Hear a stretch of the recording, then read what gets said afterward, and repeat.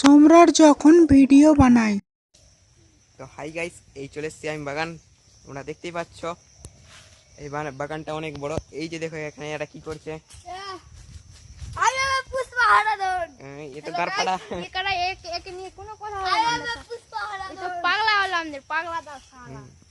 এই যে দুটো পাগলা আছে আর আমি এর মধ্যে আরেকটা পাগলা। উজ্জ্বল যখন ভিডিও বানায়। হাই গাইস, এটা হলো আমাদের মাঠ। দেখতেই পাচ্ছ বাচ্চারা খেলা করছে। এটা আমাদের মাঠ এতই পরিষ্কার যে ভাত পড়ে গেলেও খাওয়া যাবে।